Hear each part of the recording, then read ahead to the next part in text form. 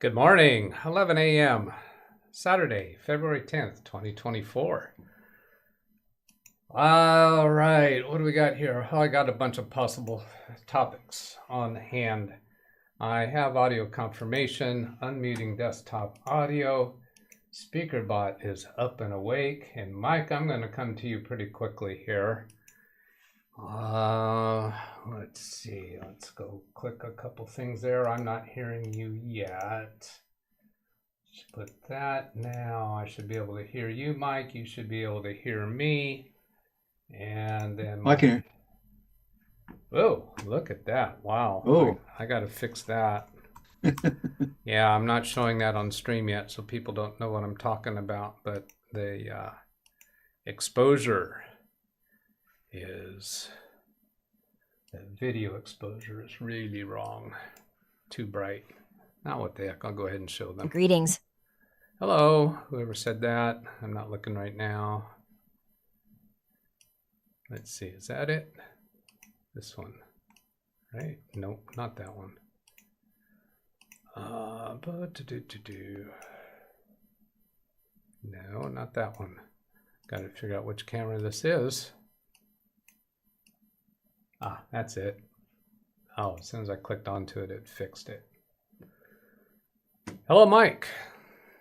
Hello, Doug. How are you today? Do you have any topics or any thoughts to bring to the table? No, I just hadn't been off for a couple of weeks, so I thought I'd come on and see how things are going. Well, thank you. I would have been all alone here otherwise. I guess it's just you and me, right? So we won't even bother talking to the chat room. No, I'm kidding. Why did I say that? I don't know. All right, I'm gonna come say hello to the chat room. Let's see, pop that out.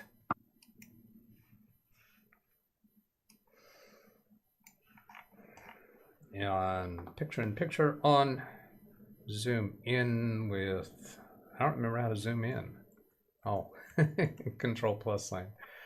Brian Lightfoot, number 5 and number 7. Got no idea. Bobby Warren says, hi, second. Tim claims to be third. Alice, hello. Josh, hello. Martin, Hogg. Hi, everyone. So who's going to win tomorrow, Kansas City or San Francisco? Rick Lakes. I don't know. They didn't tell me. What? Holoware China friendly Glasgow greeting. Okay. People saying hello to each other. Jonathan, Rick Lakes, John Williams. Picked up a tax return this morning. This is a good one too. Tax return in February. Interesting. See, I do delete. Oh, well, okay. Yeah, that's what normal people do. I don't. I do extended tax returns. Greg Guy, morning, and Doug and all in chat, having a cup of coffee, 64 degrees, cloudy, Maryland. Jonathan, Greg Guy, Brian Lightfoot. 4 fonts walk into a bar. The bartender yells, "Get out. We don't serve your type in here." Moving along. I told my wife she should embrace her mistakes. She gave me a hug. Martin says, Doug, there was something I meant to tell you that I'd forgotten, but I can't remember what it was. I don't remember either, Martin. We are birds of a feather. Greg Guy, what did the banana say after being peeled? I am free. Mr. TPC Life Story, I'm here front and center. Welcome. I don't recognize your name. Are you new around here? Nice to see you. I put rocket fuel and plutonium in my wife's shoes. She went ballistic. That's Mr. TPC Life Story. Jonathan, I put rocket fuel plutonium in my wife's shoes. She went ballistic. See, the first time I read through that, I didn't even read it. I didn't comprehend it. May I be a mod? Hi, beautiful people. That's kind of unusual to just ask for that first time you show up. So no, actually, I'm going to hold off on that. What did the termite say after walking into a tavern? Is the bartender here? Termite, wait a minute, what? What did the termite say after walking into the tavern? Is the bar... Oh, is the bar tender? Is it soft? Easy to chew? That's it. Mike, John, hope you accomplished everything that needed to be done in the last 2 days. Well, yes, I made significant progress. Let's see who shows up in Zoom here. Hello to Sam Lazar. How are you doing this morning? Good morning. I'm all Hi, right. Sam. Yep, a bit early in Melbourne, Australia on Sunday, but yep, I'm up. All right. Thank you for doing that. What time is it? It's currently 6:05 a.m. on Sunday morning. All right. All right. Well, I was up at 5 a.m., so Yep. we could do that. And we're planning to do some work with your computer. Is it right there that you can give us a glimpse of it? I'm not quite ready to start with it. If not, then I'll just go back to chat. I can get up the remote login software. Your download link on. I was just asking for a camera glimpse of it. Oh yeah. Connected to my dock. Yeah, yeah. We didn't even see a keyboard. Was there a keyboard at the bottom of it? Yeah, saw a there's a little keyboard. tiny. There, that's a little bit better shot of it. Okay, Yep. Kind of brief, but all right, I'll move along. Yep. All right, let me catch up and chat a little bit more. So hold off a bit. CFWW, hello.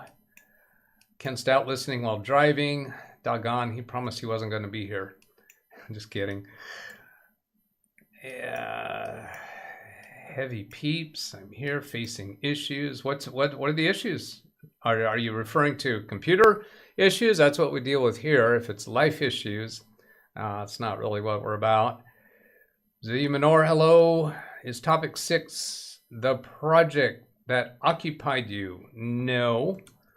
What is project 6? Because the things that I was working on the last couple of days were not on here. Oh, Windows 7 32-bit server on my desk. Yeah, I was working on that last night and this morning. Wow, the lighting on that camera's not right. Thought I fixed that. Let's go over here and fix that. Then over here, fix the white balance. Turn the brightness down a little bit. There. Okay, and back to chat. Topics 5, 6, 7, any order. Let's see. 5, 6, 7. Yeah, those are all things I'd like to cover. This is the one I'm really eager for, though, is Sam's issue. That's intriguing. I want to get into that pretty quickly before the other topics, because the other topics, if we have Sam doing something while that'll take a little while, then we can go knock out those other topics. Sam, I'm going to ask you to stop giving me the and yep and things like that, because it's kind of disconcerting to me. Sorry. Yeah. It's good conversational technique, but it doesn't work so well on here. Lawn Dog, I be here. Today is a Grand Prix of Palm Springs bicycle race. My wife is on Palm Canyon Drive doing a charity event to raise money for a church. Might be good bicycling weather because it's kind of chilly. It's me, Tim, personal account. Oh, Tim Tech. Oh, all right. All right. That's enough. That's enough to tell me that you're not a troll.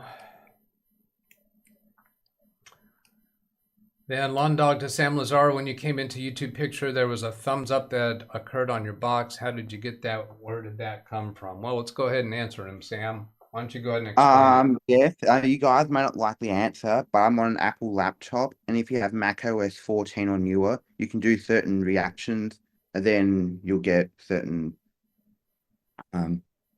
animations. So there you go. Apple laptop. There's a few others. Forgot what to do. All right. And in the Windows world, there's a bit of that too, and Ken Stout and his homies have demonstrated that from time to time. But Lawn Dog, you're active enough on Ken's. But this thumbs up that he just demonstrated was different, so that was a good ask. There's some people wondering who run their YouTube channel, and those thumbs up just appear.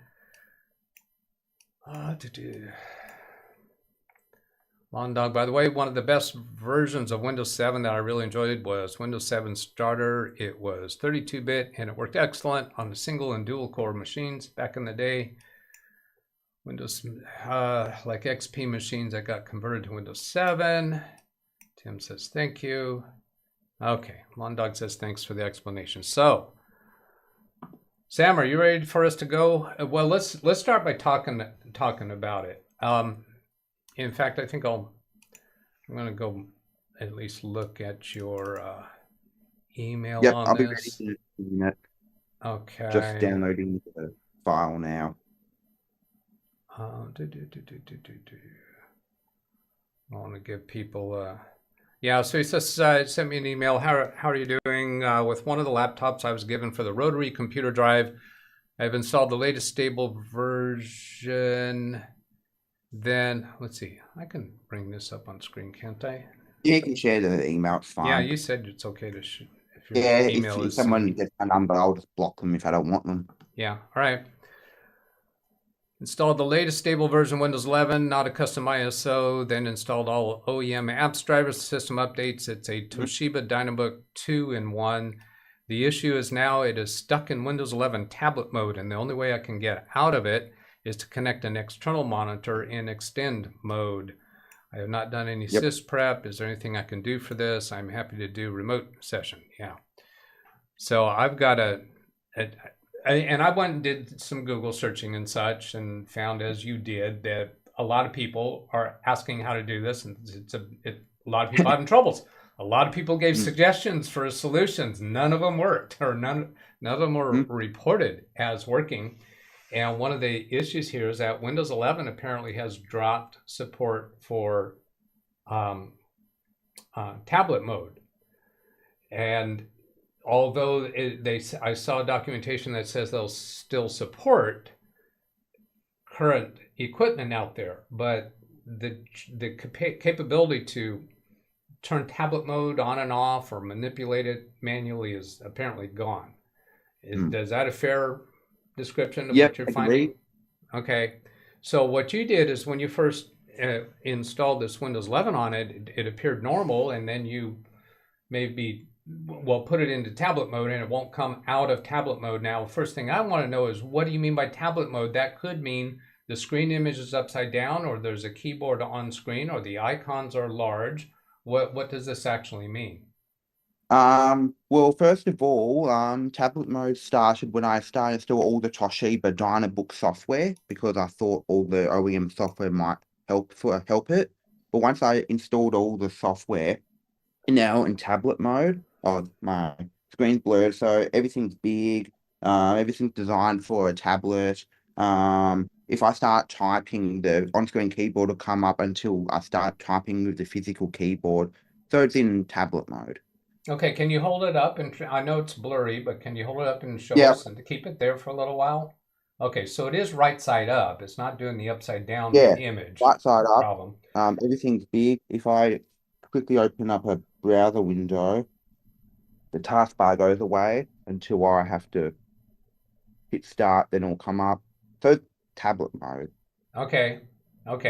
So one of the thoughts that was on my mind was tablet mode being involving a accelerometer, is how the computer sees that the monitor is upside down, but that's not the issue that you're having, because it's not upside down. So accelerometer is off the list. Yep. From my point of view.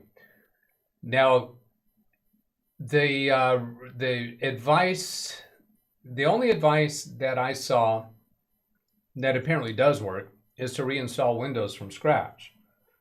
Yep. And then I suppose not install the additional drivers that you've already installed. And at that point, it should work normal going forward. If it's a Windows software thing, have you tried uninstalling those drivers? Whatever that software was? No, I haven't uninstalled any of the OEM software. I could give a shot and try that. That might work. Toshiba Dynabook said just buy a new computer. Well, surprise. Yep. It's from 2018, so I can't blame them. And Microsoft said reinstall Windows, but I said it's brand new. But they said, "Oh, we'll just reinstall." So Yeah, well, it's a new installation of Windows, correct. and you're perhaps a little reluctant to do that again because you have installed some Great. other software on it already. Is that correct?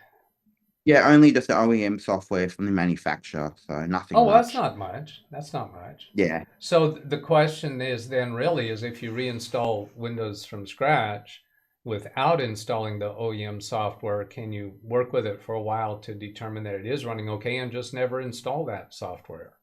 Yes, I can definitely do that, and it did work fine. But the reason I installed the OEM software that some of the keyboard shortcuts didn't work, like volume up and down, and there's a few Toshiba settings you can change. Okay, now this is one of the computers that were donated for your computer drives, so it's Correct. not a Yep. computer that you need for your own personal uses. Correct. Yeah. And whoever's going to wind up with it, they are getting a computer maybe for free or very Correct. inexpensively. Yep. For free. Yep. Is this computer Windows 11 um, um, documented or is it on the list of approved processors? It is. Okay. It's got an 8th gen Intel i5 or i7, 16 gigs of RAM, so it's fully supported.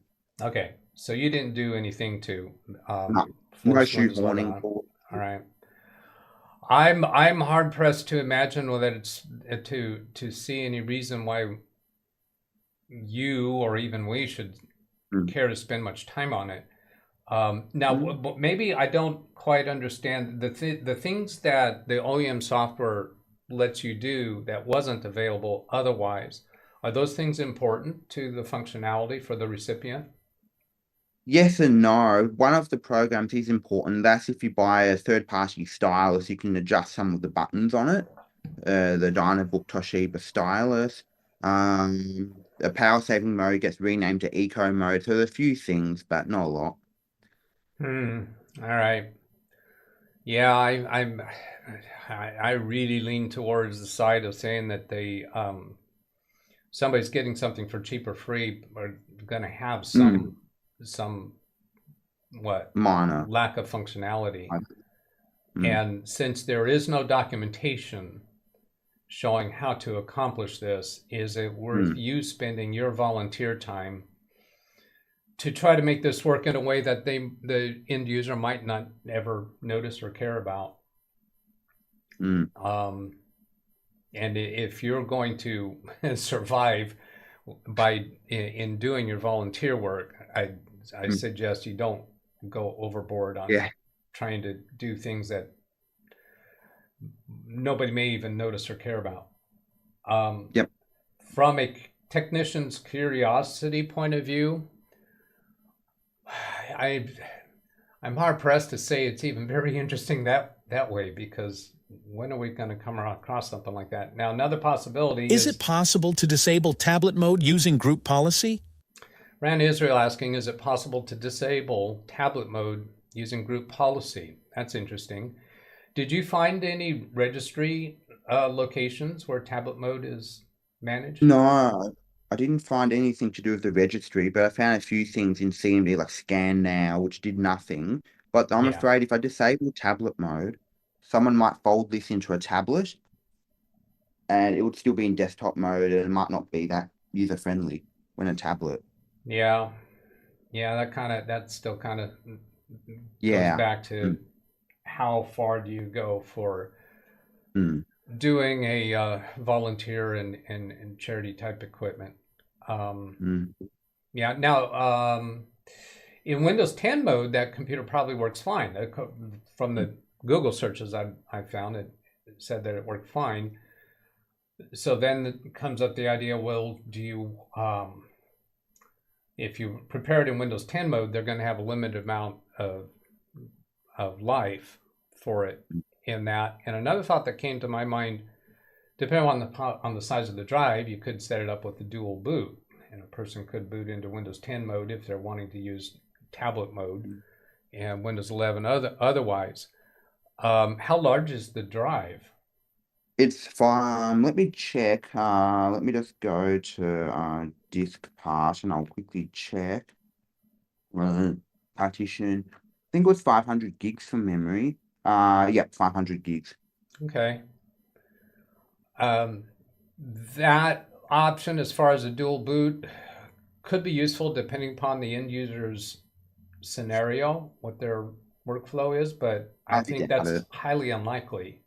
Yeah. Most people would not be interested in doing that, and you probably Mm. get deer in the headlights if you tell them that this computer has dual boot. Ooh, What? what's that? Yeah. Well, you can boot Windows 11 or Windows 10. What's the difference? Yeah, And then so upgrade 10 to 11. So you have like two 11s, and it's like, why? yeah. Hey, just a question. You Yeah. might you might have already checked, but would there be anything in the BIOS that would Yep, keep definitely done that. Yep. And didn't find anything relevant. No options, nothing. The best I found was change the boot order. The BIOS is pretty empty. So for Windows 10 to support tablet mode, now does that keyboard detach? No, it folds into a It two-in-one. So just when I'm folds to 2-in-1. All right. And it's when it's in normal laptop position right now, it should have automatically shifted back to regular correct, desktop mode. And but it it doesn't. doesn't. The keyboard works in Okay. tablet mode. Well, Right if I one of the things I was thinking is this happening by some hardware feature or a software feature? It has to be a hardware feature that is detecting that you've folded the screen over into tablet mode. The operating system can't detect that. It has to be receiving a signal from hardware. Yep. So if the hardware signal or switch is the part that's stuck, then any method to unstick that might solve the problem. If it's that Windows 11 detected the tablet mode when you folded it over, and then when you bring it back up, the hardware is saying, I'm in desktop mode now, but Windows 11 is not sensing that, then that's a software issue, an operating system issue.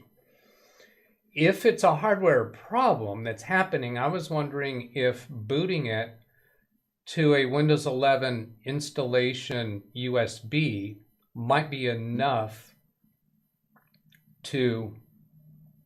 Do you know if the problem is also in 10 or only in 11? Answer that in a moment, Zvi. When that might be enough to trigger the hardware to say that, okay, I'm in normal desktop mode, and take the USB thumb drive out and boot up into Windows and see if it works. That would be kind of simple. Now, one of the problems is no matter what method you might find to get it back into desktop mode, if the end user then gets the computer, the first time they flip the screen around, it's going to be stuck back into tablet mode because Windows 11 is not able to switch it back to desktop mode. Whatever method you might find to fix it could be blown as soon as they do that. Now, what Zvi asked, do you know if the problem is also in 10 or only in 11? By virtue of my Google searching, it's only in 11 because Windows 11 stopped support for tablet mode. Now, they still support the 2-in-1, I think. In fact, I think this new laptop that I have right here, I think it is a 2-in-1 with Windows 11. Yep. But 2-in-1 mode is maybe not necessarily tablet mode. I don't really know how that's identified. Well, whenever supposedly I disconnect the keyboard and becomes tablet mode, some of the buttons become big, the taskbar hides itself, you have to manually swipe it up to view it. So it's essentially a tablet mode, but it's stuck in it. And I have not tried Windows 10 yet. I could try that, but that's only got limited life, so I prefer not. Now, you just said something that I didn't quite catch. When you said when you disconnected something and it went to tablet mode. So with this, it should be in desktop mode, Yeah. but if I fold the keyboard, It's just folding it. Yep, it should go into tablet mode, but it's still in tablet mode. But if I go back to desktop mode, it's stuck. Now again, hence I heard you use the word disconnect. What nothing got disconnected? because when I fold it, Yeah. What the laptop's supposed to do is tell Windows, hey, keyboard's no longer active, go to tablet mode, and vice Oh, versa. okay. Yeah. Since the keyboard might get pressed if it's on the table, so it no longer, the keyboard's no longer live. All right. Yep. I get that. Mm. I get that. Mm. Another thought that I had was making a backup image of what you've done to Windows 11, then actually install Windows 10, verify that it's back to normal mode, and then restore your Windows 11 image. But still, as the first time they turn it over, they're probably going to be stuck in tablet mode again. So what's the point? And I will have to market it as a two-in-one when I give it to the various community groups. Plus, that hey, it's a two-in-one laptop. You can touch screen it. You can fold into a tablet. If I say no, then someone does it. Then something might be up or suspicious. Yeah. Now you said the icons are larger, and something about the taskbar not visible. If a person were to get this laptop the way it is right now, can they use it? Can they get along with it? Is it just different than what we're used to? Yeah, it's slightly different. It's a bit bigger. Taskbar keeps on hiding, even if you enable the option in settings, do not hide at all. But that's only for I would try desktop to mode. install Do 10 not and then hide. upgrade to 11. So there are a few minor compromises, but overall it's fine, I guess. All right, Zavi just came through with a voice message that you can't hear on Zoom. I like this idea. He says install 10 and then upgrade it to 11 because it'll have all the drivers of 10. That I really like that idea. I'm very attracted to it because Happy to do that. Yeah, I've seen a lot of times where upgrading from 10 to 11 will keep all of the functionality of whatever you had installed with 10. I like that a lot. Yeah, I see you Chris. definitely do that. I see Chris. You put in a link in chat. Windows 11 stuck. Yeah, I'm not sure if that will work or not, but no, it doesn't. I've already read this, and if you read through the responses, everybody says no, this didn't help. There's the last one there says it's still not working. So yeah, been there, seen that. I'm just a Chris, so just You're just doing a Chris. Okay. Now there's a lot of chat going on. I've heard the ones that came through on SpeakerBot. If there's anything else I need to you want to direct my attention to, please let me know, people. I'm going to go look at the oranges. Let's see. I already looked at Greg Guy there. I'm not going to try to read through all of these. The 2 days, lessons driving. I'm kind of scanning through. type in Google Windows 11 stuck in tablet mode, and guess what it shows? Windows 10 stuck in tablet mode. Yeah. All right. Well, let's not go down that path further, Chris, because Sam and I have already gone down Googling. So what you come up with now is I don't want to go down those I missed roads. the very first part, so All right. So Yeah. Unless you find something that says that worked, this fixed it for Windows 11. If you find something like that, then we'll hear. But Sam has spent significant time on this already. I've spent some time on it, enough to see that this is a widespread problem where Windows 11 no longer supports tablet mode, and that is causing problems for some devices like this one. Let's see where I saw that. Already read that.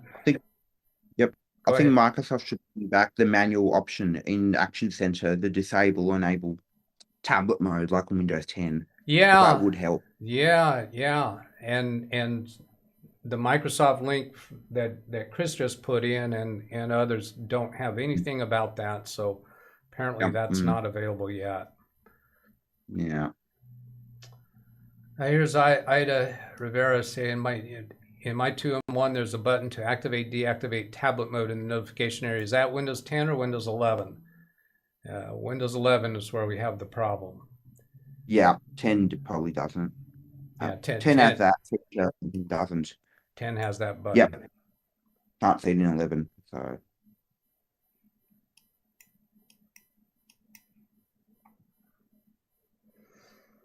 All right, let's see, we saw that. Oh, well, okay. Lawn Dog speculating an older version of Windows 11 before this change came about. I suspect that this existed for all of Windows 11, but don't know that for sure. Yeah, and it's not about the screen flipping around. Because when you That's fine. now when you flip the screen over, does the image actually go upside down so that it Yeah. looks proper? So that still works. That's what the accelerometer does. But Perfectly that's fine. not really what tablet mode is. That's just the accelerometer. Yeah, you can turn that all around any way that you want. And probably even before you fold it over. If you just leave it in laptop mode and then just turn it around, it also changes because it's the accelerometer that does that. That's not tablet mode. Oh, I wasn't showing that on screen. I'm sorry. Oh, okay. Go ahead No, and show that. Go ahead and show that to the audience again. Let me spotlight you so that they can see that when you turn around, the screen moves around just fine. Yeah, and that can even work with some regular desktop monitors. If you pick your desktop monitor up and turn it sideways or turn it upside down, some of them will have an accelerometer and can flip. Ran Israel. Yeah, just to confirm, does the problem appear after a clean install of Windows 11 without Toshiba Dynabook add-on software? I believe you said... Go ahead. Yeah, before the install was perfectly fine. I think from memory, one of the drivers I was installing, I literally saw it switching to tablet mode. Mid-install of the drivers. One of those drivers? Yeah, so I presume it's one of the drivers acting funny. Do you know which one it was that you can... I cannot remember. I think it was one of the Toshiba settings drivers or update driver software or something. How about in small groups, a few at a time, disable drivers and see if they have any effect rather than uninstalling them? I mean, possible. Yeah, or maybe uninstall from matter remove programs. That's an option I could try as well. Right. Yep. Might do that now. Uninstall. All right. If you're going to pursue that now, then I'm going to move along to other topics, and we'll. Does Toshiba add-on still include the config-free app? Cool.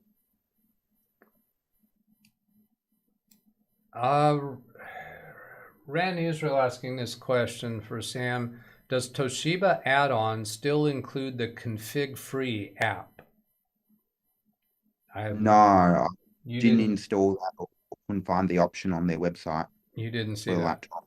Okay. No. Lawn Dog's asking, how does the machine behave if you use safe mode? Have no idea. Probably fine, but that's not really an option to get people run it always in safe mode. No, the only thing that would be doing is maybe for troubleshooting purposes, maybe. What is the model number of the Dynabook? Is it for sure Windows 11 supported? Yeah. John Williams is asking for the model number of the Dynabook. Oh yeah, I can give that up. Let's go to settings. It's a Toshiba, but BIOS says Dynabook. Anyway, it's a Portage. I'll type it in chat. Yeah, you type it. You go ahead and type it in chat. He's also asking, is it for sure Windows 11 supported? I suspect that's definitely yes, simply because it did install without you doing anything special to force it. No, I did use Rufus and tick the box saying if it's not supported, still install. But the CPU definitely supported on the list. Well, the CPU alone isn't enough. It may not be enough. Just because the CPU is on the list, there may be something else. It's got TPM, everything supported. I checked it out and it was fully supported. All right, but go ahead and give him the model number and let him look into that further. Because maybe just by searching with the model number, you might get some, extra advice, extra tips might become apparent. Okay. And you can mute yourself while you're talking to yourself there.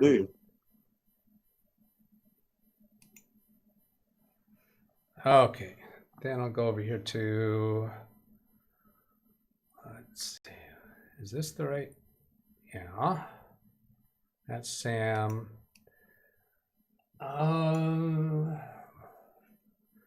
Martin, Windows XP installed Opera can access web pages security certificate warning notice. Oh yeah. All right. He sent an email. Martin's in chat, I think, right?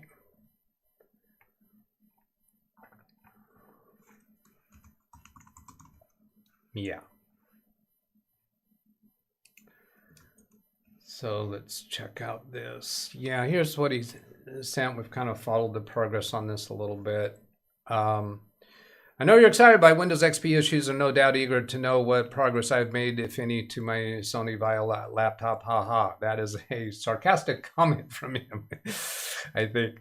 So here we go. I've now installed Service Pack 3, but am still unable to access web pages properly. Internet Explorer does not connect. However, I've installed Opera and can access web pages, but only when I click allow on the security certificate warning notice.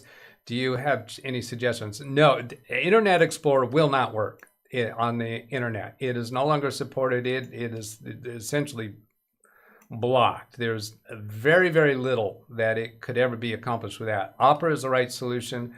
I was working on a server this morning that is an older version of server operating system and has Internet Explorer, and I use Opera on that. The only thing you could do with Internet Explorer is to use Microsoft Edge in Internet Explorer mode.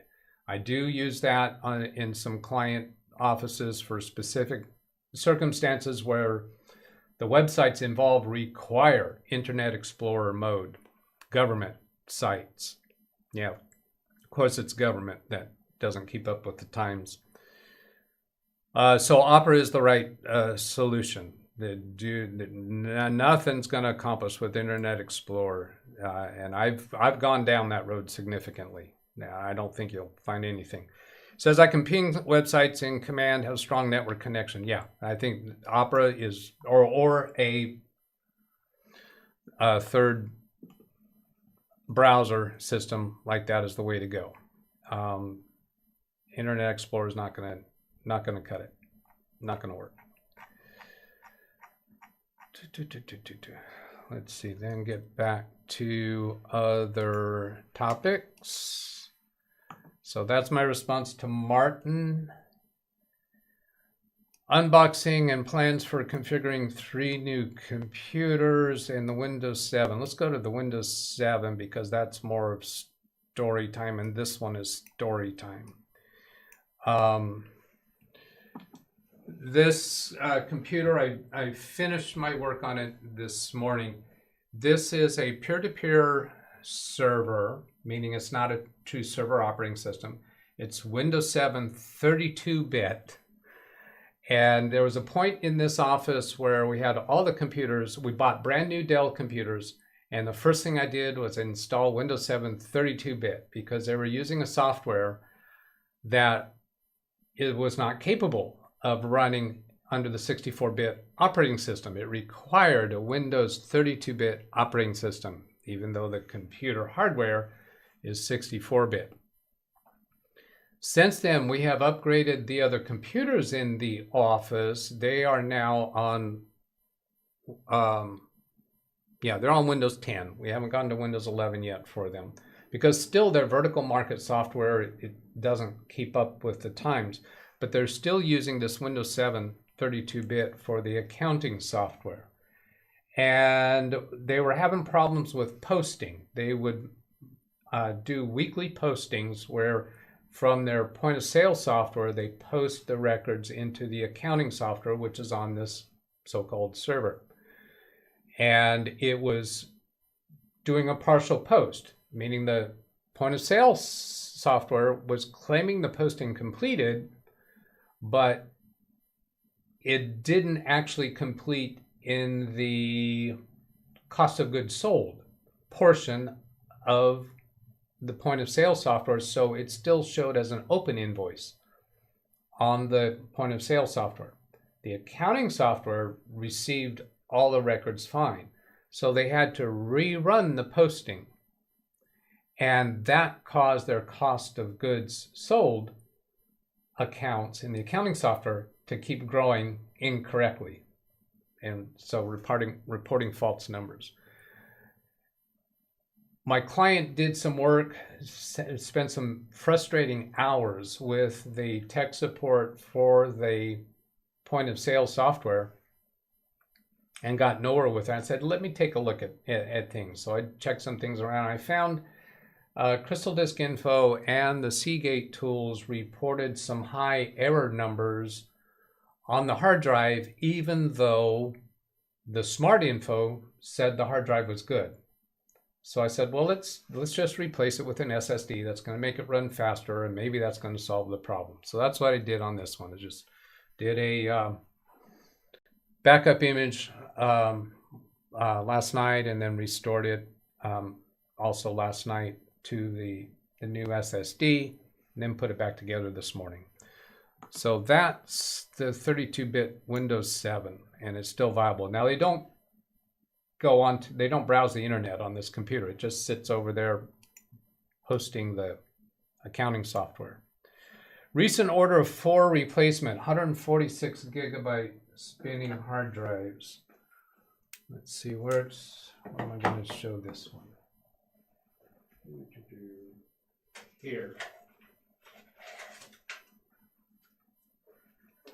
Every other week I swap out these drives in a server. We've got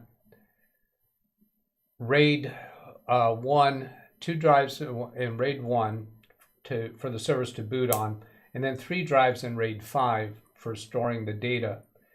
And the two weeks ago when I swapped these out, I found yellow lights on the server indicating there's a problem. So then use Dell Open Manage and find that it was reporting there's impending failure, not failed yet, but impending failure. So I ordered 4 of these. They're 146 gigabytes. And how much do you suppose those cost?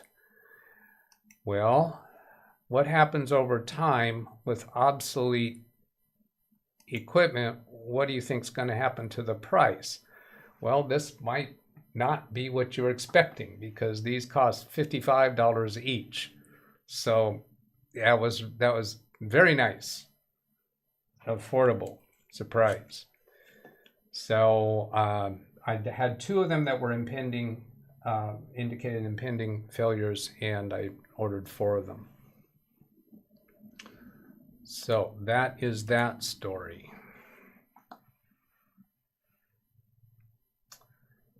Unboxing and plans for configuring 3 new computers. So we may or may not actually do unboxing. At this point, I'm thinking we might. I've got, let's see. That's a new Dell laptop, ordered directly from Dell. And I've got 2 of these China-built mini computers. These are from B-Link. These are going to a retired husband and wife who I gave them the price information, the cost information for comparable Dell computers and these, and told them I'm comfortable with these. I would buy them for my own use. For my business office clients, I want to be on major manufacturer names, and well, Dell and HP is generally what I do for that. So we may be unboxing those. Now, how are we doing? We got that one. We got that one. We did that one. We did that one. We did that one. So yeah, the only thing remaining there is unboxing, but let's go look at chat.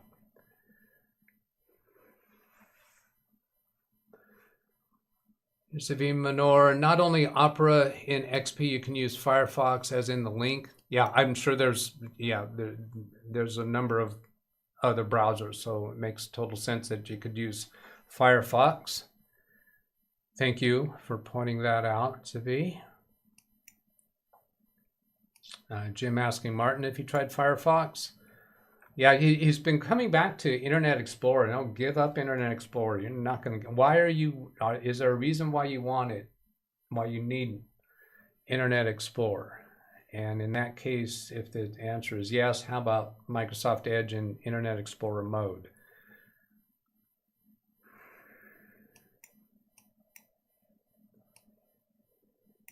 You'll likely need an older version of Firefox. Would it have to be an older version? I think Zvi here is showing us Firefox 48 will work for Windows XP SP2. Is Firefox 48 their current version?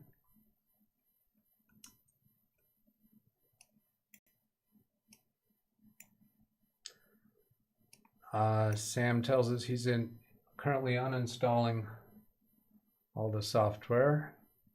Yeah, 146 gigabyte, it is a weird size, but that is, it was a common normal size that Dell used for their server drives.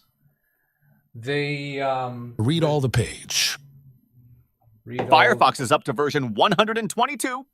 Oh.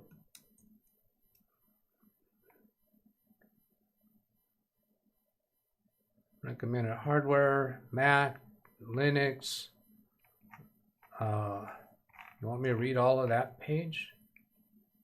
These different versions. Please note 64-bit builds of Firefox are only supported on Windows 7 and higher. Okay. To install Windows XP, because Windows restrictions, the user will have to download 43.01. Then update to the current release. Recommended hardware, Pentium 4, 512, 200 meg. Why? I'm not sure why you're wanting me to read the whole page. Do you really want me to read through Mac and Linux?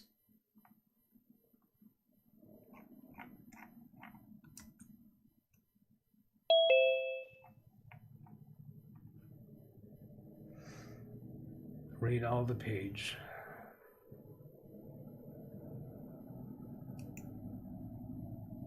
I don't understand what you're wanting. You're telling me to do that because there's something I missed, but I'm not understanding. So tell me what you want me to understand. It's say to install 43 first. Oh, he's saying about the 43 first. Okay. Because of Windows restriction, the user will have to download Linux is Firefox likely the 43. only way this machine Okay. will be internet functional. Well, what Martin Hogg is really trying to do with that was just a experience of seeing what he can accomplish with Windows XP. So there's no point in going to Linux if the objective is to see what he can accomplish with Windows XP. He's not trying to make this a useful computer for him, as far as I can understand. All right, let's say hello in Zoom, bringing you up on screen. Hello, Alex. Hello, Doug. How are you doing? I'm doing just fine. Whenever you get a minute, I got a question. Go ahead. As you may or may not remember, my church is we're planning to upgrade the Wi-Fi system at my church. Well, me and my dad talked about it again just a couple of days ago, and I think sometime next week I'm actually going to be able to order all the parts off of Amazon. Okay. Well, last Sunday, somebody mentioned wanting to put in security cameras because they've been having issues with people tearing up the yard out in front of the church, like the parking lot, because it's too expensive for them to asphalt it, pave it, so that they're putting up cameras. I won't go into detail as far as the cameras themselves, because it's a lot of information unless you just want me to. But we're still trying to figure out if we want to do wired cameras or wireless cameras. And my thought was, if we do wired cameras, we can do get PoE cameras so that we can just plug them directly into the switches. Well, my thought was I'm just going to get two 8-port switches, one for each building, because there will be two PoE access points, one for each building. So they want 8 cameras total. So would you recommend just getting two 8-port switches and putting like 4 on each, or would you recommend going ahead and getting 2 16 ports for future proofing? No, I think I would go with 8.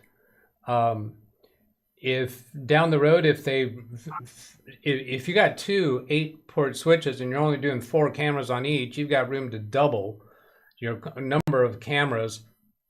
If down the road they want to go more than that, that's probably going to be far enough down the road that prices are going to come down for equipment, and maybe even new technologies available that you might have some other option available. I think buying right now twice the capacity that you need right now, that's plenty.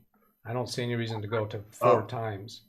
The reason, and also part of the other reason why I say that is because if they decide to go wired, if there's a possibility for there to be 4 cameras on each switch, and that would mean there would still be 4 ports available.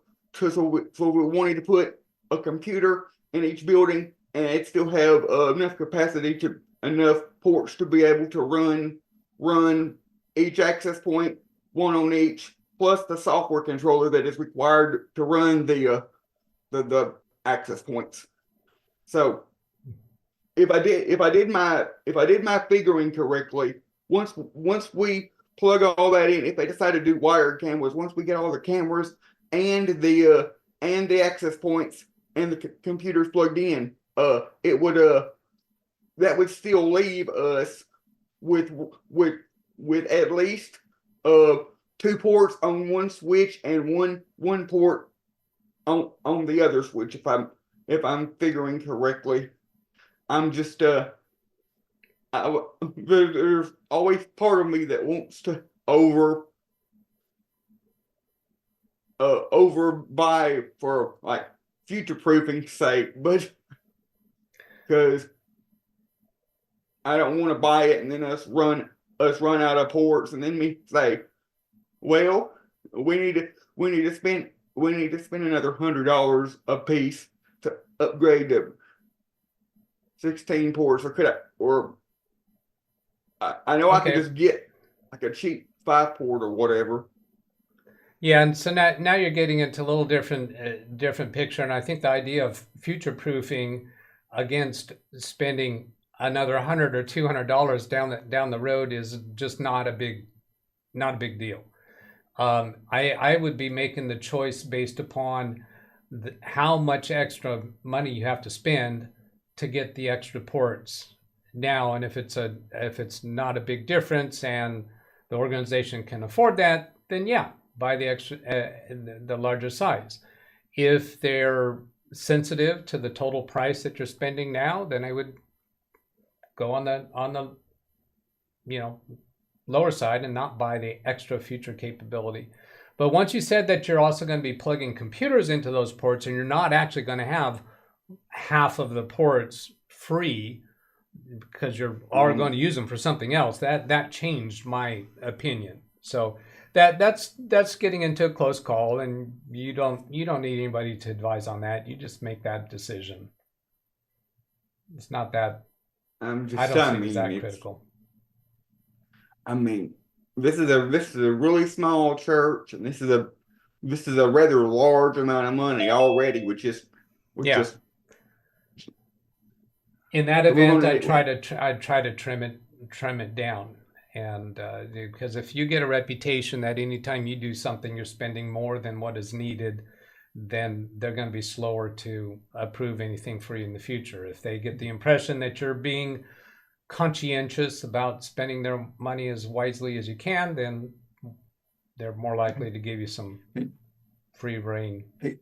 Hey, Doug. Yeah. Greg M had a good comment at 2:52. Well, 2:52 my time will be I guess all I 11. need is the 52. Okay. The 52 is enough. He says if you're going to go to if you are going to use PoE cameras, you will either need PoE switches or signal injectors for each camera. Yeah, he's already mentioned that. He's getting PoE switches, right, Alex? Right. I found these PoE switches for $50 a piece. Yeah. On Amazon that all 8 ports are PoE. All right. So His previous comment also is that you're going to lose a port to interconnect between the 2 switches. So you're actually going to get 7. Actually, I thought about this. These switches that I am thinking about that I'm planning on ordering actually have 10 ports. 8 ports are PoE powered for devices, and the other 2 ports are for the uplinks. So I won't be losing a port. All right. Okay. Good. Thank you for pointing out the chat comments to me. That's very, very helpful. Okay.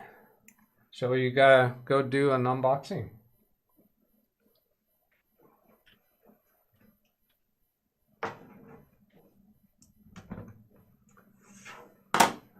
Laptop first or B-Link? Anybody yelling out from the chat room or Zoom? Doesn't matter. I don't Whatever's have more a coin. important. I don't have a coin, Jim.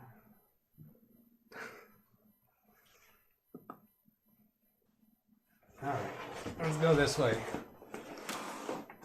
I'm more. I say laptop first because the B-Link, if it's a little mini computer, it'll be easier if you got any hardware Laptop.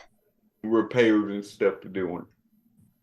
Yeah, I'm thinking laptop as well, and I better do some of this. Let's see, we're gonna do this. Do the box opening without being so close to the label that it shows something I don't want to show. I was going to bring my big knife in, but forgot to. Yeah. That actually had a peel here arrow. Let's see. All right. So, which way is this going to open?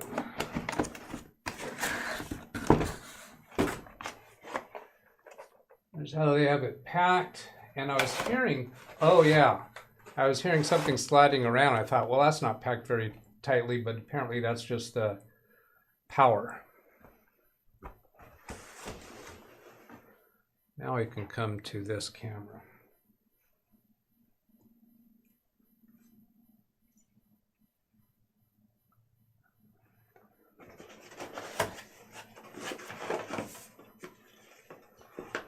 All right, that's what we got for AC adapter and Mickey Mouse ears. I think I already told this story that after setting up a laptop for a client, I delivered it to her office, and she came back the next day and then sent me a picture, and she said, "Why are there 2 power adapters?" And she saw this.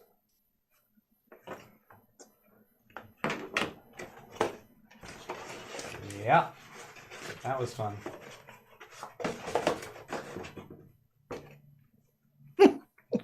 Oh, Jim, did you finally get it?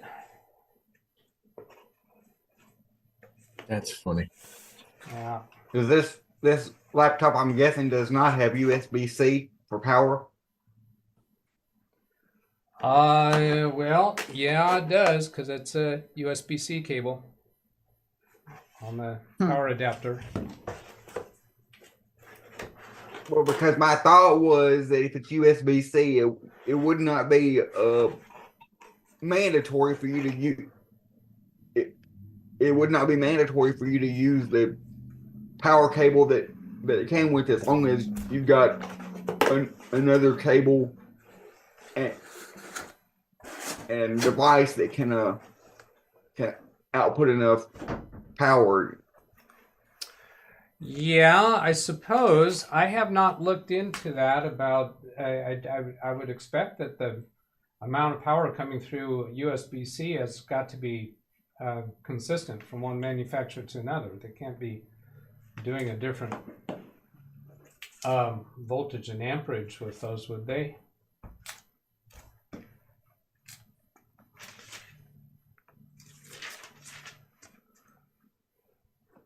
I don't know.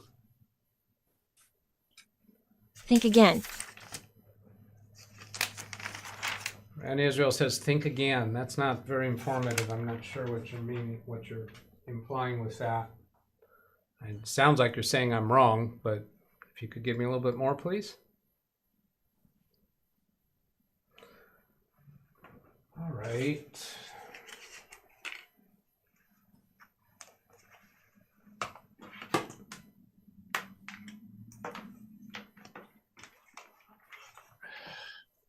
Oh, I should give you the configuration information about this computer. Figure out where I can bring that up. Oh, well, now this is interesting. So the USB-C is only on the left side of the computer. On the right side, we have USB-A and an SD port and a audio jack.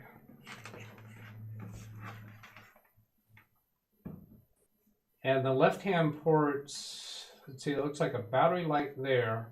And then both of these USB-C ports have that lightning bolt. But wait, it appears that when you turn the laptop to the right hand side, it appears that it's still got the old-fashioned barrel jack for. No, that's for headphones. It looks like an old-fashioned barrel jack for a AC power adapter, but no, that's headphones. I just thought it was for power based on the location of the port. Yeah, I took a double look at it too. It seems that usually an audio jack would be not way at the back like that, but I'm not certain about that. Yeah, I'm guessing this is the power button in the upper right corner. Oh, this label up here, that sticker, it has the round circle with a line at the top and a fingerprint within it. And I suppose all of that is indicating that power button there is a fingerprint sensor as well. That could be dangerous. How so? You could be scanning your fingerprint to log into the computer and then accidentally press the button all the time. All right, yeah. If you're actually using that button to log in with your fingerprint, you might actually press the power to turn it off. Confirm laptop. Confirm laptop. Martin, I'm guessing you're asking what laptop it is?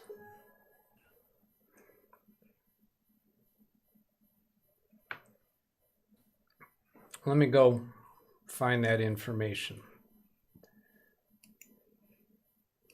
Or do you want me to just confirm that it is a laptop? Come on, give me more. When you put in something else, think about how could Doug misunderstand this, and then rewrite it. Let's see, where is that at? No, it's not cryptic at all. What, confirm laptop? You're saying that's not cryptic? Did you not notice the sarcasm in my voice? Oh, okay. You're agreeing with me. Yes. All right, thank you.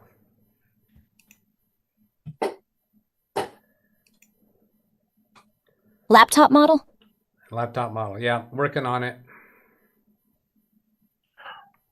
These kids are so impatient these days. We ordered this direct from Dell. And, oh yes, it was ordered on my Dell account, my credentials. So why not just go log in instead of trying to find the email for it?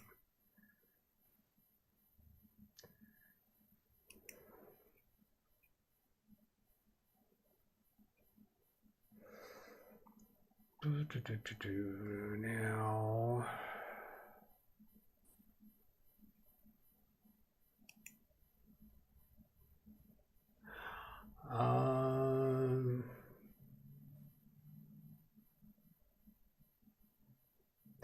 oh.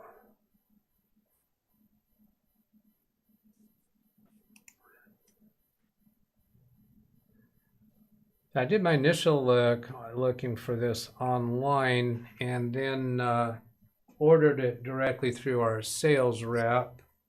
Yeah, so I think it's this one.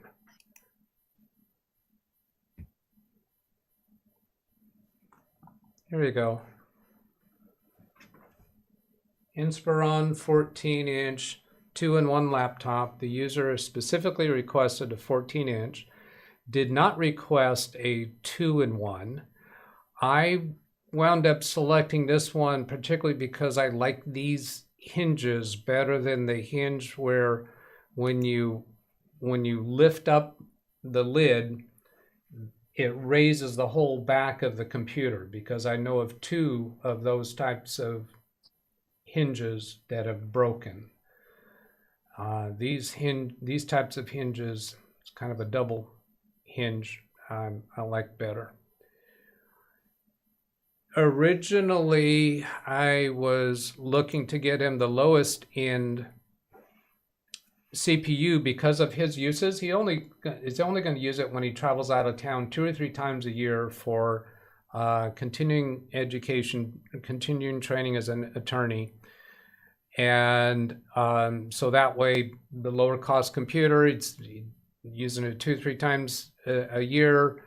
If something happens, if it gets stolen or something, that's no big deal. He's not going to have any personal content on this computer. He's only going to be using it to connect to his office computer. So being the low end is just fine. Now, is that what we wound up getting? This is just showing what I had selected in their website, but that's not necessarily the configuration we ordered. So I'm looking back at all of these emails to figure out. We got 12 emails between me and them to accomplish this. And when I deal directly with the sales rep by phone, they give a little bit extra discount over what I could order through the website. Dell's still selling 8 gig laptops in 2024. Jesus. Yeah, and they very much defended that when I talked to her, because I wanted to do 16 gigs. And the problem with that is, let me show you what happens here on the website. On this low-end laptop at 8 gigs, I wanted to do 16 gigabytes. But watch what happens when I click on that. The price in the upper right corner, $649.99. Watch what happens when I go to 16 gigabytes. Wait a minute. That didn't jump as... Oh, $549 to $699. But it goes up to the highest CPU. Those little bastards. So if you want 16 gigabytes, you have to take the highest CPU, and you have to take the highest storage.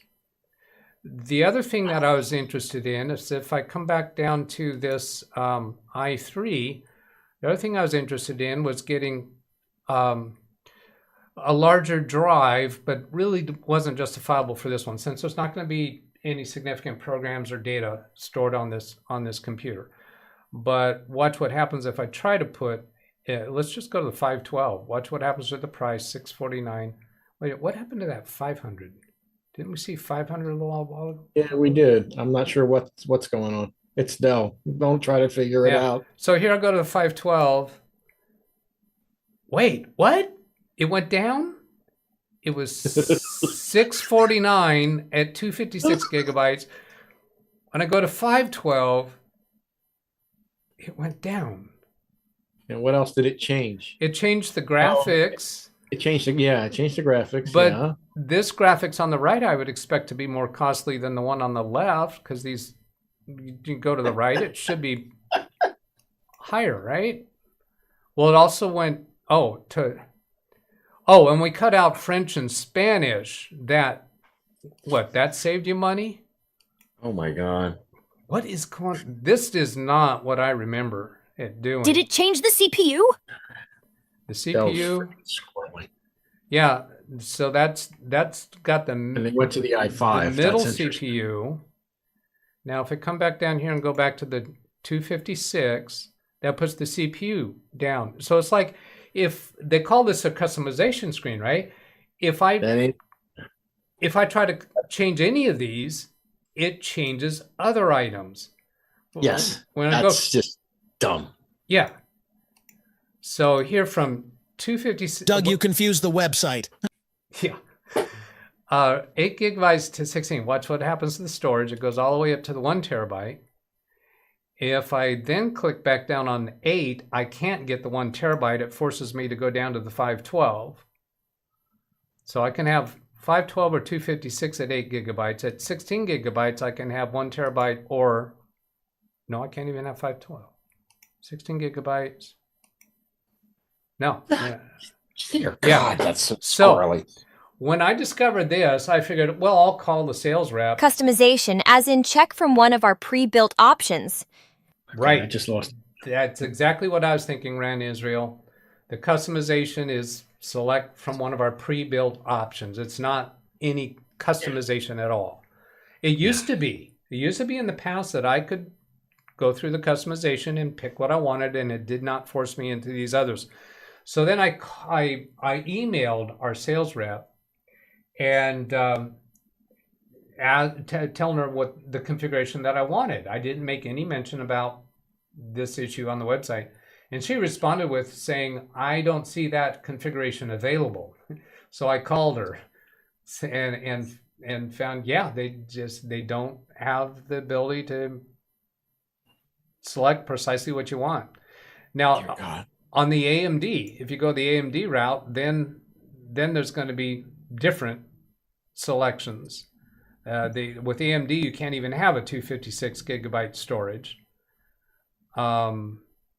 8 and 16 memory is still the choices there. AMD has 2 choices of processors. I was very much not happy with that. Yeah, that's just ridiculous. It's Dell's probably one of the biggest PC manufacturers. You would think they could accommodate more choices than this. They used to. They used to accommodate more. Let's see. It's front. That was the quote. So I'm actually still trying to get back to what did we actually order.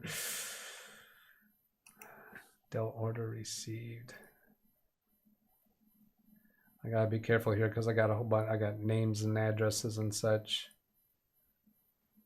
But on the actual, when I go to the actual order email, it doesn't show me any configuration information except that it was $789 was the total price. And I think I think it was close to the highest end. So let's just go look at the computer itself. Oh, I know. The label on the box.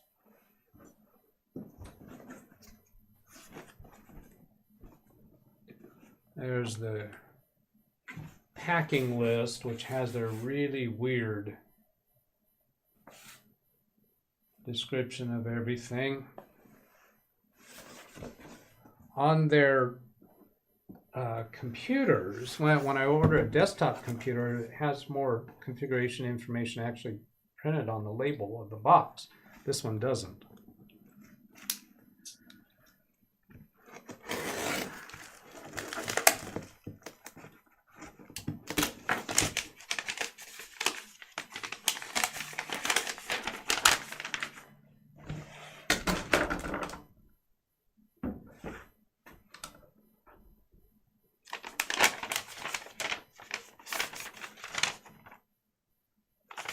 All right, let's try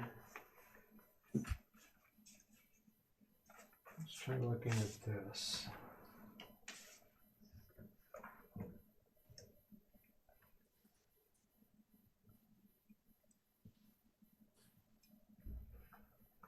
I'm going to focus that.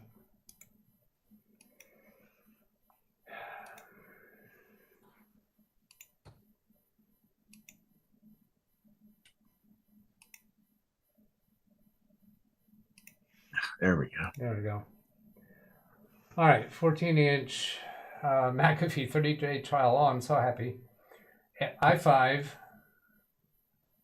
65-watt Type-C adapter, i5 1335U. What else do we care about on there? There are 512 M.2 NVMe. And 8 gig of memory. 8 gig of memory. Yeah, it's probably soldered in too. A lot of them are doing that these days. That annoys the hell. So i5, let's see, here's the i5, 8 gig, 512, and this is showing 549.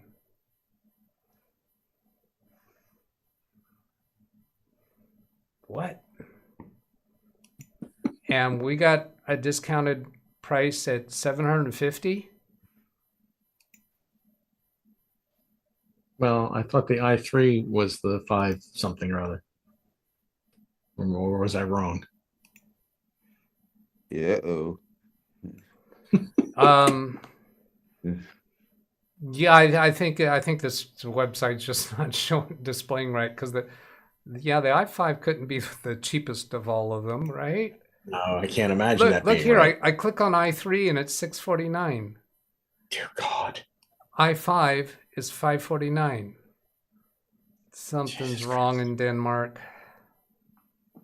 Dell, get your head out of your ass. And the unit price I'm showing here is 789. I don't know what happened. This is You also so ordered weird. Win 11 Pro Not Home. Looks like I picked the wrong week to quit drinking. Anyway.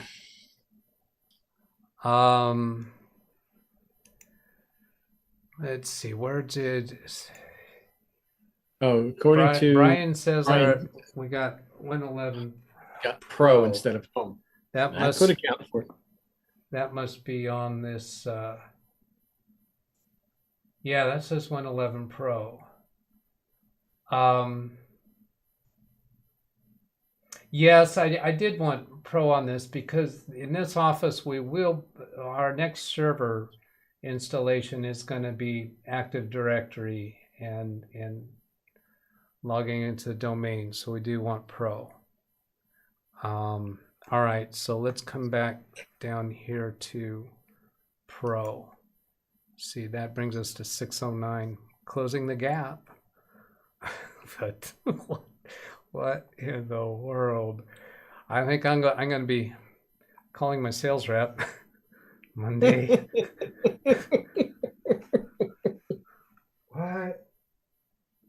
What the heck? Suddenly I'm in the middle of Blazing Saddles again. What in the wide world of sports is it going on here? I don't get it.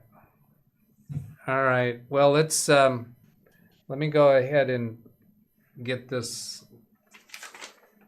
into get this initialized to Windows, and then we'll check in with Sam. English, yes. Or if you're Ken Stout, English.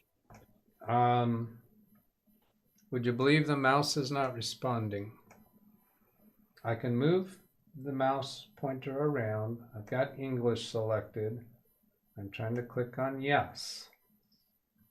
All right, let's try tabbing around till yes is got a border around it and press enter. That worked. United States, try clicking on yes. Nope, does not work. Enter.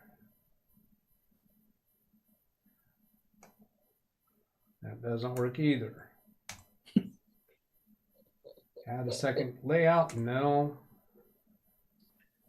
Maybe try USB mouse. Yeah, that would probably work. And I have seen that before, where the touchpad doesn't respond during this initialization. Yep, I have that with my Razor laptop where I have to use a USB mouse, then do all updates, then the touchpad works. Yeah. Now I am connecting to my Wi-Fi here just to show that you can do that and still do a local account. And then next. Now it's easier with Windows Pro to do a local account because they're expecting that if you're going to be connecting to a domain, you need to be able to use a local account until you sign into the domain. Now it's checking for updates. So let's go check in with Sam. How's it going there, Sam? Yeah, I think I fixed the issue. So what I did is I uninstalled all the preloaded Toshiba or Toshiba software that disabled tablet mode. So great. When I fold into a tablet, it actually turns into a tablet. Okay. So that's all now. And now I'm reinstalling the software and it hasn't had the issue yet. So maybe the reinstall of the software fixed it. Okay. So you uninstalled the software and that got you back to normal mode without having to reinstall Windows. But now you're going to reinstall the software that appears to have caused the problem. And you're thinking maybe this time it'll work without being a problem? Or yes, that's one of them. But the other one is if one of the programs ends up being the issue, then I won't install that, but I'll install the rest of the software. Okay, so it's not just one program, there's multiple. A lot of Toshiba ones. Okay. Also look for any advanced options or customization options as you're doing those installations to see if there might be something you can do to tweak it. But you already have done better than any of the Google search advice that we found, right? Yep. Okay. Yep. Cool. Well, this is specific to Toshiba Dynabook, so right. It's other models might have different results. Your mileage may vary. See, I just saw Grey Wolf. You also got the 3-language version of Windows. By the way, have you looked into comparable latitude model? I did not look into the latitude model. I just had a conversation with the sales rep. I asked her, are any of the other models more customizable? And she did point me to that one. Maybe that the one that has the hinges I don't like. Maybe it is a latitude. But I do not want to get that one that has the bad hinges, and I'll show you that. Laptops. Let's come over here. Laptops. Let's see. Let's look at the latitude specifically and see if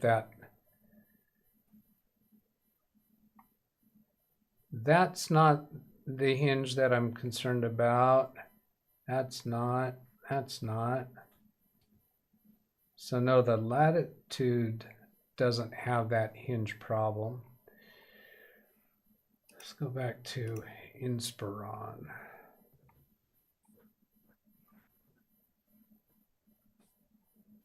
Yeah, this one. You see where the actual display panel, when you open it, it lifts the back of the computer up. And I know of 2 computers where the hinges have broken in that design. That's on Inspiron. In this scenario, this client, the difference of a few $100s is not something he's going to worry about or even notice. So I'm not going to go any not going to chastise myself over that choice. But the Latitude, I think, isn't it the Inspiron is their business model and the Latitude is the personal model? No, I think you have it backwards. I think the Inspiron is the lower end, I think. Oh, all the right. quote unquote lower end. Yes, that's correct. All right. See, somehow the word Inspiron sounds more, inspiring to me. Latitude sounds more laid back. And that just strikes me as personal use. And what I'm seeing offhand here, I'm seeing higher dollar amounts, which makes sense that it's the business. But again, this is not an everyday driver for this person.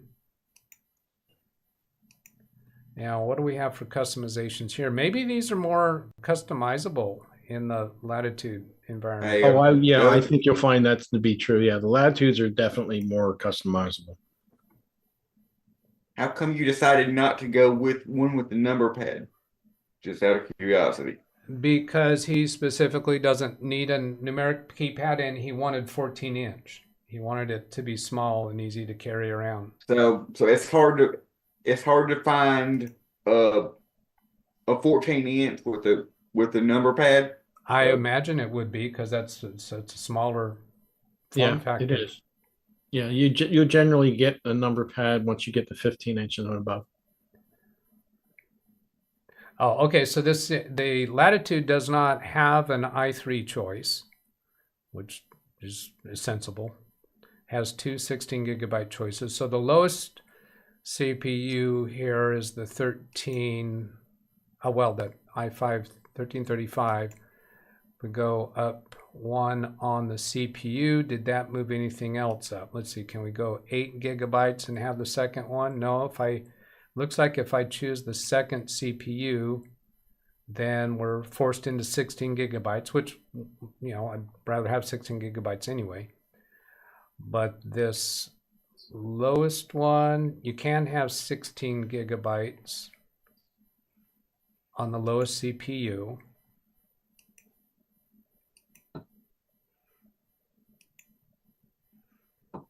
And on that second, that's interesting. This second CPU, you have to have, what is this? DDR4. If you go to this choice, which is DDR5, then you have to move to this CPU. So what is this? Oh, this is Intel U series in here, and this is Intel P series.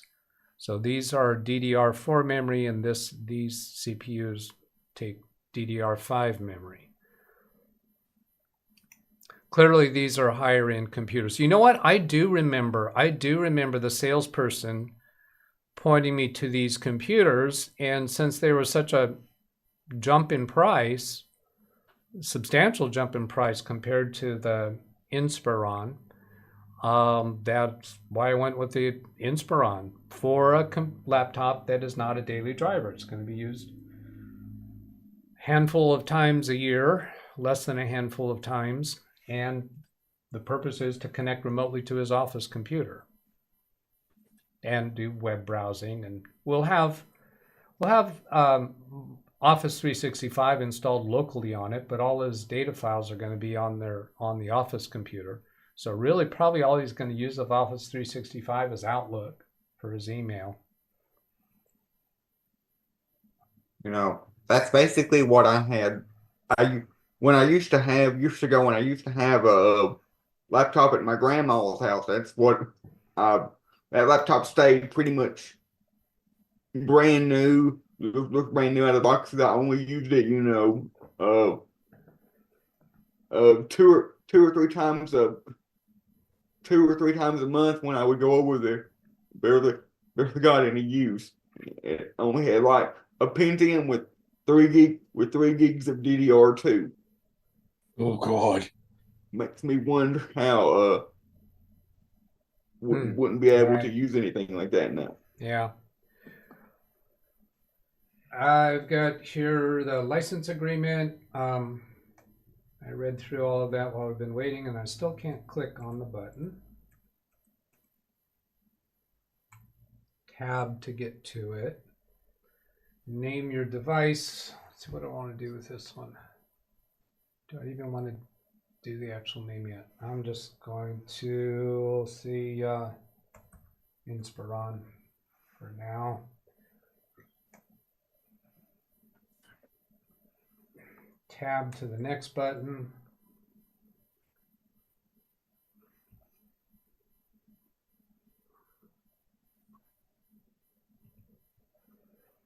I suppose you can use the touchscreen.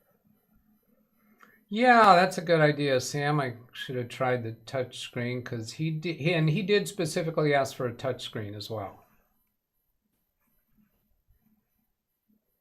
I should show how this folds over to the 2-in-1. I guess I can do that now.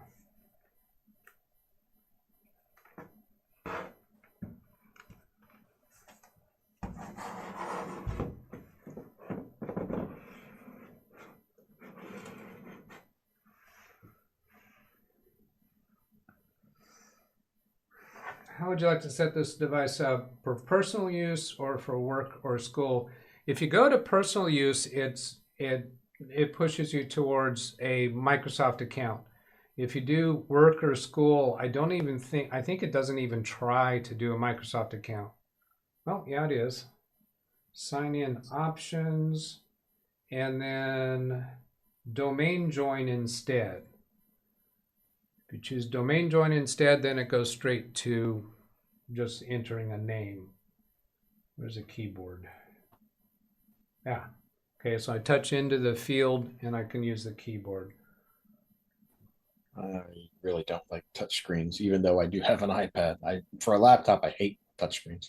Yeah, I have had touchscreen laptops and very rarely use the touchscreen element of it. Location, yes. Find my device for a laptop. I do like to have that diagnostic data required only. Inking and typing, no. Tailored experiences, I sometimes yes, sometimes no on that. I'm flaky that way. Advertising ID, I usually let that ride. And configure your preferences. I'm just going to hit next without putting anything in there. I've read and agree with Dell's privacy. Use my information to register McAfee. Remove that check mark. Yeah. Remove McAfee as well, but that's another subject. Yeah, I'll get to that. I'm not going to do that on stream. Checking for updates. That'll take a while. Yeah, I'm going to go ahead and put it back into laptop mode. There's a hi. Oh, the updates are finished. Doug, I've been hearing on and off on Ken's Zoom at night or Ken stream at night that you're still having internet issues occasionally. Occasionally, yes. Well, I had it happen. I think it was just one day about a week ago, and I then prepared myself for multiple days in a row because I've had that in the past where it seems to be a problem multiple days when it gets into that mood, but it didn't do that this time. It did it once, and I haven't had a problem again since then. So what is your comment? Oh, I was just asking. Checking in on that. Okay. Yeah, so because I know you haven't been blessed with the fiber yet. No, I haven't. Thanks for mentioning that. Yeah, no, I did. I've only got one internet provider here. It's Comcast. AT&T doesn't even have internet here unless I want to do DSL. Oh, Seriously, DSL. Now, but what I think my Comcast problem is here, and I described this that last time that I had that problem, is that I'm in a city island where all around the subdivision that I'm in is county property. And so it's quite a long distance before there's any other real community where Comcast would have service. So I suspect that they have a line coming out into this area, and then it branches to different nodes and kind of goes out in a star, like think of network switches where they goes to one level of hub, a tree, yeah, and then branches out, branches out, branches out. And I know that there's a box out in front of my property that is shared between me and my next door neighbor, and that every 2 houses they have one of those boxes out on the sidewalk. And then there's 4 or 5 other boxes that service that perhaps 4 of those double service boxes tie into. And at some point in all of that, I think there is excessive utilization that, for instance, that one pipeline that's coming into our entire neighborhood gets overwhelmed. We had AT&T fiber, but had to switch because it was too expensive. What's funny about all that? What's funny about all that, Doug, is I notice whenever we're driving down the highway at 50, 60 miles an hour, I notice all those boxes that they've got out by the road for the fiber optic runs for everybody else.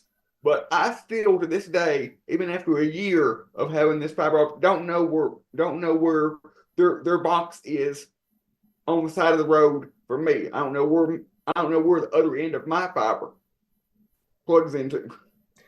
Well, you might be challenged to do this, but I would suggest if you see any of those. I live in the sticks. Doug lives in a city. I will get fiber before him. Every time I try to answer something, somebody comes in with a speaker bot, and then Alex figures I would stop talking, so he starts talking, and now I can't remember even what I was talking about. Something about me running into one of the technicians. Yeah, but that was all right. So anyway, in that piece, ask one of the technicians that come out into your area, and they'll probably tell you. Now, backing up a level to what I was trying to describe about my neighborhood is that there's one line coming into our neighborhood, and in order for Comcast to increase their equipment enough to prevent those, 2 or 3 or 4 times a month that they're overwhelmed, would probably be a huge overwhelming expense. There are plans for more neighborhoods to be developed out here, but that's probably not going to happen for many years. So I suspect that I'm just going to run into those problems now and then, and that it's not any defective equipment in the area, but that they are occasionally overwhelmed. Now, another piece of this is that when Comcast originally put service into this area, it was at a time when this subdivision was distressed, because this subdivision was created expecting a high-end golf course to be across the street. Well, that golf course never got completed. So for about a decade, this neighborhood had fewer than half of the homes even built. When I moved in, the neighbors on both sides were incomplete houses. Well, no, excuse me, the one over there was complete. The 2 houses to the south of me were not even complete. Well, now the neighborhood is almost full. There's, I think, 4 vacant lots still. So when Comcast brought their service into here, I doubt that they put in enough service 20 years ago to accommodate the needs of 2024 with a full neighborhood here, almost full. So I think I'm just going to have those problems now and then. When those problems have occurred, they seem to occur right about 9 a.m. My time, when I usually do the Windows Daily shows. And by 9:30 or 9:45, it's back to normal. All right. Oh, I didn't get to the speaker bots that came through. Chris said, I leave in the sticks. Doug's live in the city. I will get fiber before him. And Brian, I get enough fiber with my diet. Okay, so neither of those were. Yeah. I've never heard of the city island concept before, Doug. I've never heard of that. You're part of your city. You're part of the city, but you are surrounded by county. But in order for you to get to the rest of the city, you got to drive for however many miles. Yes, and actually, it is a few miles, depending upon which direction I go and what you consider city to be. Are you able to get like Walmart Plus or DoorDash to deliver? Not Amazon, but like DoorDash or Walmart Plus if you wanted. Yes, I haven't had those deliveries, but I say yes to that because I've seen them come to my neighbors. Now here's the thing. The reason for that is because about a quarter mile down the road, I get freeway. So I can take the freeway into town. And usually when I'm going anywhere, I am taking the freeway. Okay, about half a mile from my house, on ramp for the freeway, and I can get.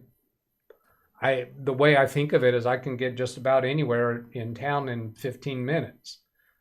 But that's because I, boom, get right to 55 miles an hour. And that speed from here, from my house to the on-ramp is a 50-mile-an-hour road. So, yeah, now before I moved to this place, we have a few county islands in Fresno. So that's inside city limits, where a county island and all around them is city property. So I was quite familiar with that concept, but this is the first time I had encountered a city island. I've never heard of either. Yeah. Around here, you're either in the city or you're in the county. There's no. All right, so this is up and running with Windows 11, and let's see. I'm not going to do much here. I'm not even going to bother connecting it to my capture device. It's Windows 11 23H2, and I'll go just to System and see the. I thought I was going to see the memory report here, but being Windows 11 does that different. I don't even know where it is. Inspiron 14, 7430, 2 in 1. All right, so MS Info 32. Do it that way. There's 8 GB of RAM. And look at the drive size.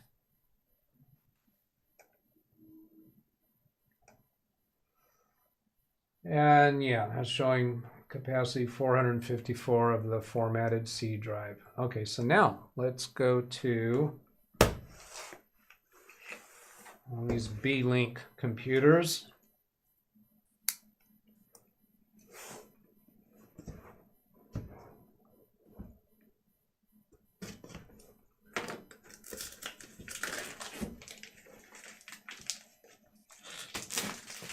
Seems to me that this was 500 some odd. Now, since I ordered that from Amazon, it's much quicker and easier for me to get to that order information. I'll bring that up on screen.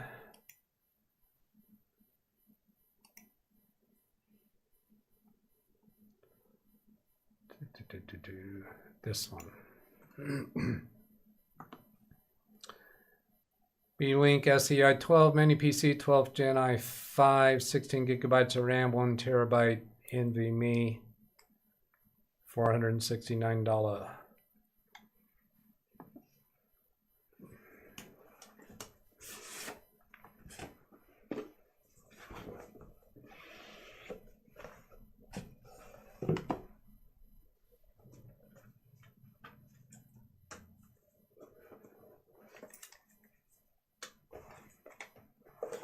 There it is.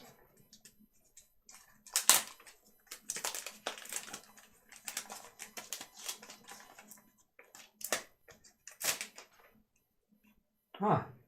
It's kind of a fabric on top.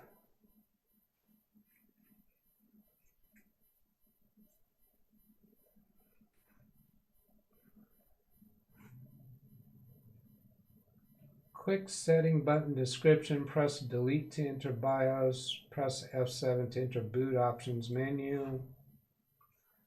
These are vent panels on the top. A display port, HDMI, 2 USB type A's, Ethernet, and power. This appears to be a speaker on the side maybe. 2 USB type A's and a type C, headphones. Oh, clear CMOS. That looks like a paperclip access to clear CMOS. I haven't seen paperclip access for clearing CMOS for a while. I've seen that on laptops in the past, which that essentially is. What do I have available to? We might fire it up.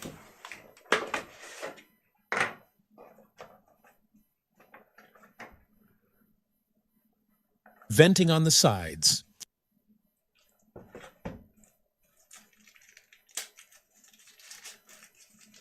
I think that was Never saw Skypers in a mini cat. never saw Skypers in a mini PC. What is that? I don't know. I don't recognize Skypers. John said venting on the sides. He's asking that or saying that? I think he's calling it venting on the sides. Well, I said it looked like vents up here. This looked like maybe intake, and the sides. Oh, I said they were speakers, and he's saying it's vents. I think that's probably likely true. And then that would be a VESA mount to mount it on the back of a monitor.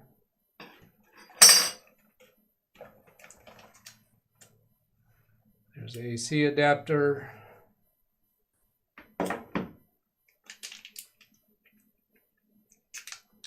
HDMI cable.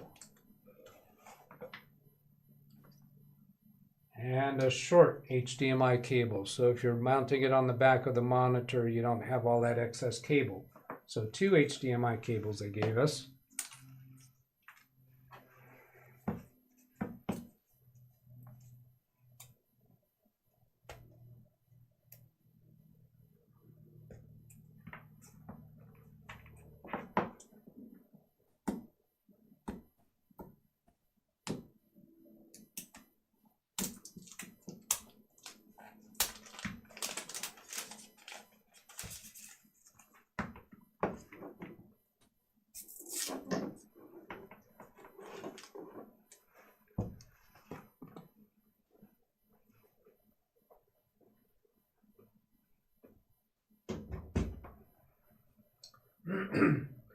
I have about 4 foot long power bars mounted on the You meant speakers. perimeter of my desk.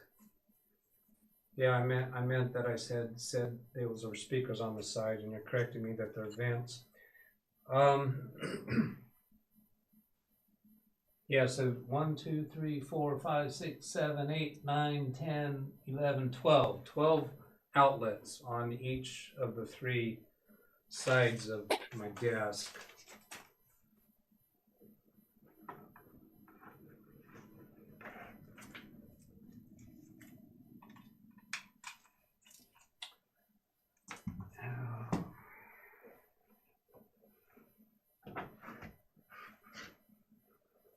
a HDMI cable from my capture device.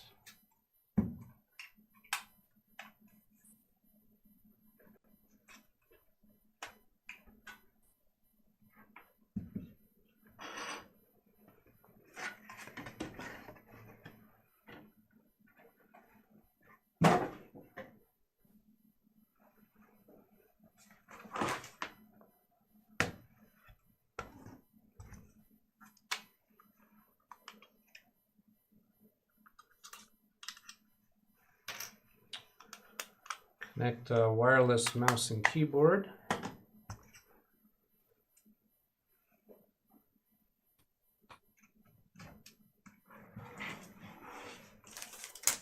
Okay.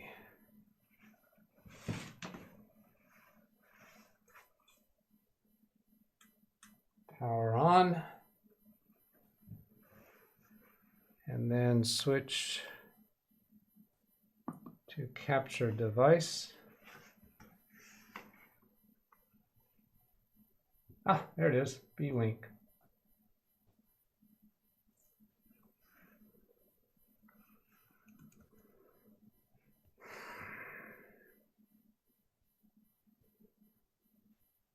I think Carrie did a review on that one.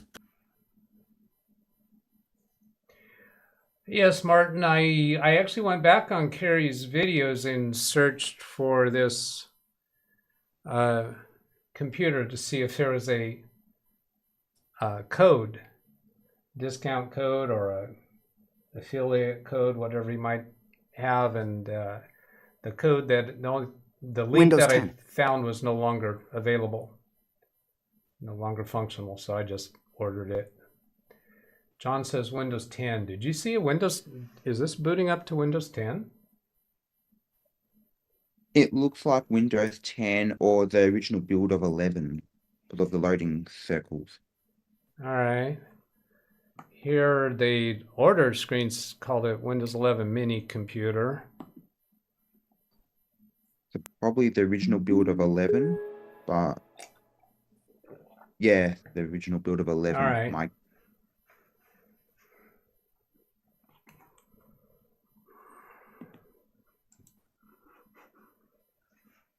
Turn the mouse and keyboard on.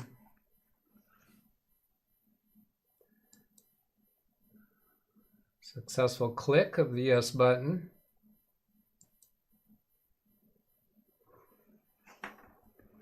That probably would have worked if I used this wireless mouse on that laptop. Second keyboard skip. And then I'm gonna take that off. Whoa, I can't take that off screen because the only thing I can see with is on screen. But No, there's a don't have internet button on there. That's always a good sign. Yeah, okay, I can, this doesn't show up anyway.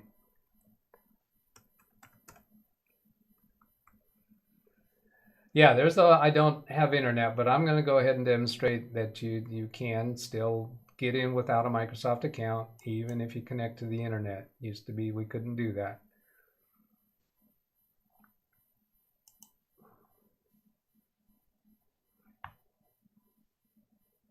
And as far as I'm concerned, this whole thing about requiring Microsoft account is just not a reality.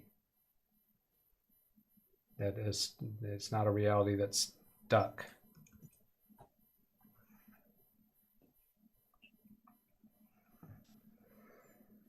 I would be very curious to know which version of 11 is actually on here. Yeah, good point. My prediction is the original build until you upgrade it. Okay.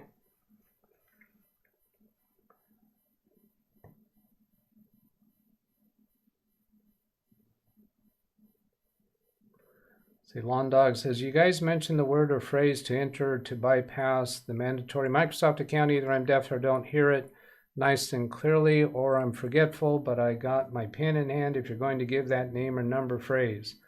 It's just put in the email address of a@a.com. Then it's going to ask for a password. Put in anything, just bounce your hands on the couple characters, it'll fail, and then you click a back button and you can put in a username. Well, if he's doing the Shift F10, Rand Israel gave him the other command. Yeah, if he's getting to a command prompt. Yeah, but that's just I just don't see a reason to do that. Now, except for the possibility, if this is an older build of Windows 11, that maybe that the technique that I intend to use might not work. That could be. Because the fact that it has a not internet option on it in the first place, I tend to agree with Sam. It sounds like it's either the original build or it's something that's not current. Right. Yeah, so if I had done the not internet, that would have gone straight to a local account, right? Okay. Yep. I'm thinking it, well, I don't know what the answer is, so let's just see what we get. Now, I was kind of flirting around with the idea of using that driver export technique and doing a fresh install of Windows, as we previously talked about that export driver technique, and I was saying, why would I ever want to use that? Well, then it dawned on me since then that these mini computers might be a way to do that, because I don't think when you go to their manufacturer websites that you get the same manufacturer drivers experience. And does Windows automatically install the drivers for these devices? And so I don't know.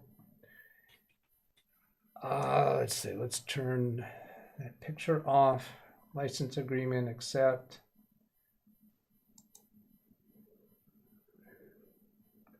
Name your device. Do I want to?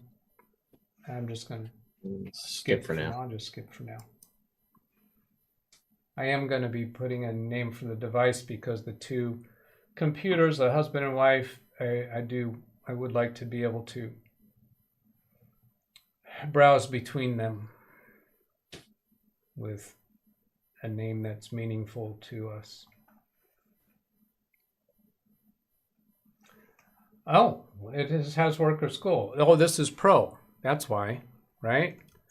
Still, even I think Pro, it gives you I think the current build gives you a hard time. Well, I would disagree with that.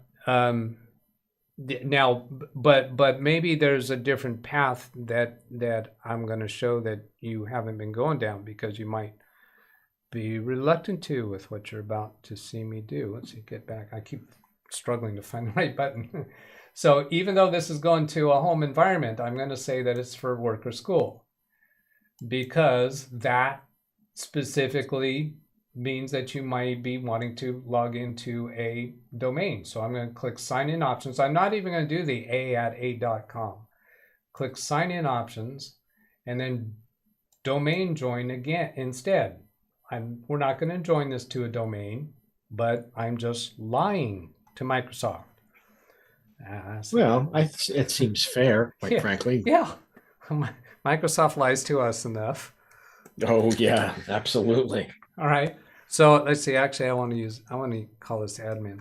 So that was quite easy. I mean, there's nothing challenging or difficult about that. Now, that's if you're using Pro.